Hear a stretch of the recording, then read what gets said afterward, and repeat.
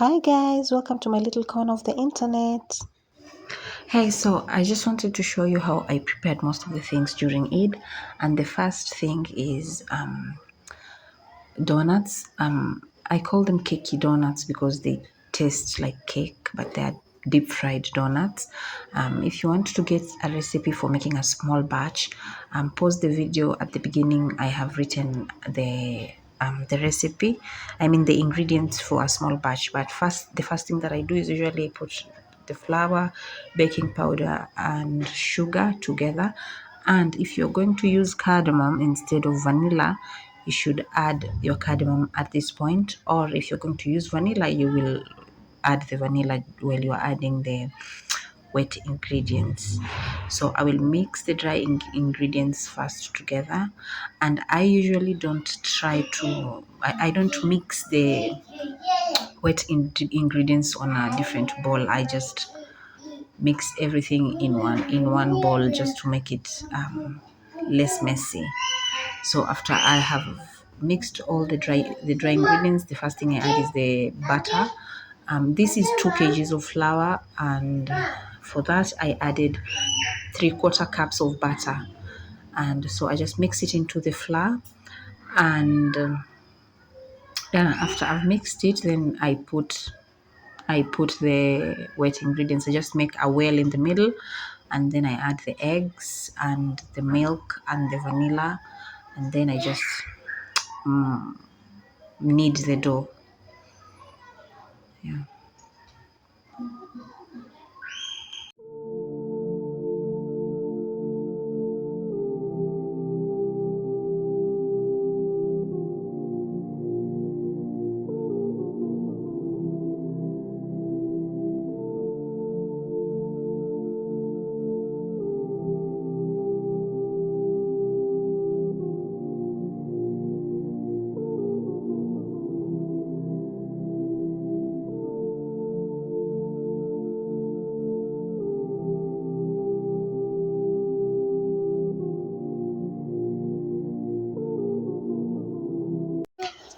You should keep in mind that this dough is not going to be like the bread dough or a mandazi or mahamri dough, the way they come together and it's just beautiful and silky on the top. This one is going to be very sticky. It's not even going to be really like smooth the way when you just pull bread dough, it just pulls on itself, like it has enough elasticity to it. This one is going to be very sticky, and when you just pull it, it just cuts it cuts into a big chunk. It isn't that elastic. That is how it's going to look like. So don't try to add a lot of flour when kneading it to make it come together. It's not going to get there. That's how it's supposed to be. So the first thing I do after you finish kneading it, put it in the fridge for an hour to rest before to make it easy to work with, because it's a sticky dough. And then you are going to flour your surface, cut the amount that you want to start rolling, and then roll it out. I cut my donuts using a cup and a bottle top, but if you have a donut cutter, then use that. It's going to make your life a hell of a lot easier. Yeah, so I just roll it out, and I make it like a half an inch thick, and then I cut them with a cup, and then I use the bottle top to cut the donut holes.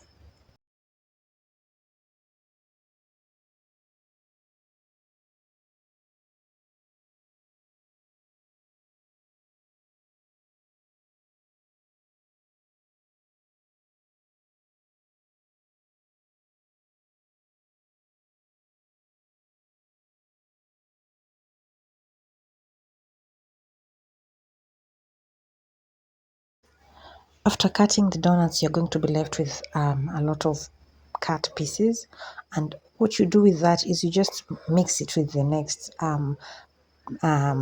piece that you want to roll out, and that's it. You just go along doing that. Whatever remains, mix it with the next one. Whatever remains, mix it with the next one, and then the next thing is you just deep fry them.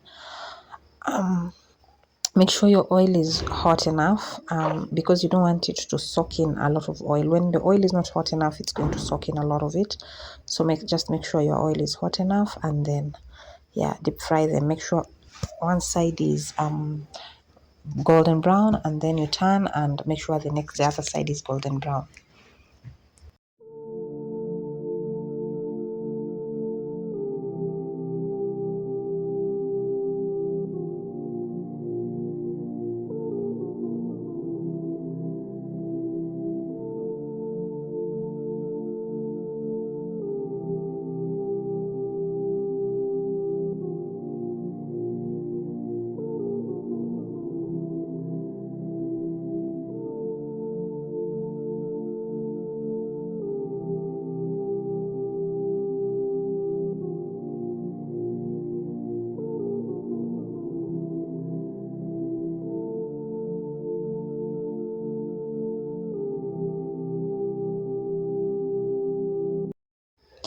So once I'm done deep frying them, I usually just dust them in icing sugar, and they're ready to eat. They're ready to be served like that.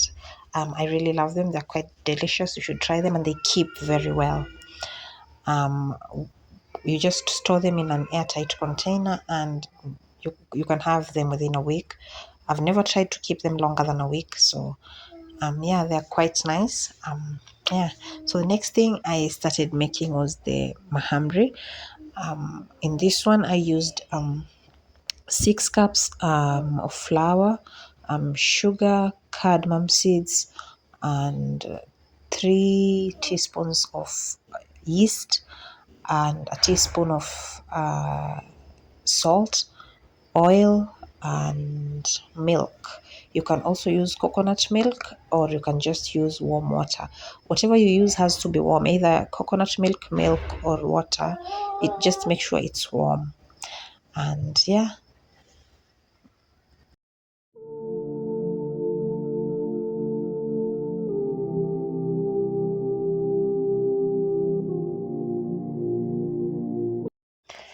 Now, this is where the difference comes in between the donut flour and the donut dough and the mahamri dough.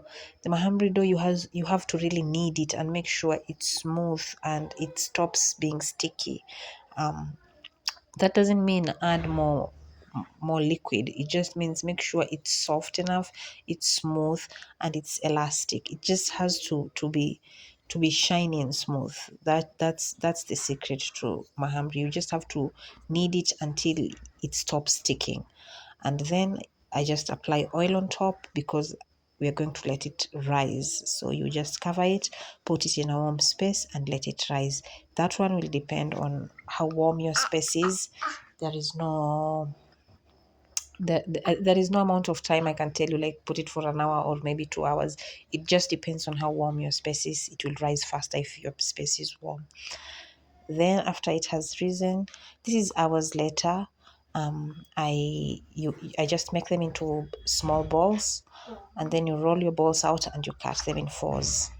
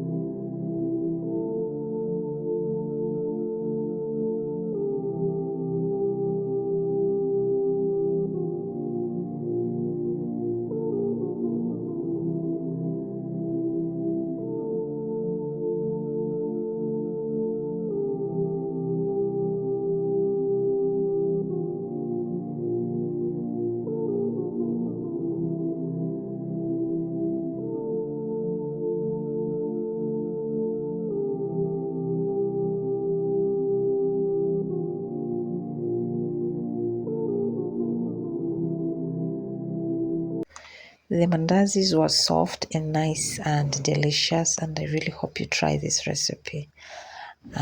Yeah. So the next morning, this is the next morning. So Eid Mubarak, and we had the mandazis with liver. It's Eid al-Adha morning, so of course liver is a must. Yeah, it was really nice and delicious, and I hope you try. I hope you try these recipes. They're really nice, and please leave a comment and tell me if you liked them. Yeah. So for lunch, the first thing I did was started with marinating the meat. Now, this meat, I marinated it the previous day while I was making the mahamris and the donuts. So I started with oil in a pan, and then I added garlic, ginger, black pepper, curry powder, a seasoning cube, and then just some other spices and chili, honey, vinegar. Mixed all that together, added the meat, mixed it all together, put it in the freezer. Put it in the fridge until we're ready to cook it. That means the next day.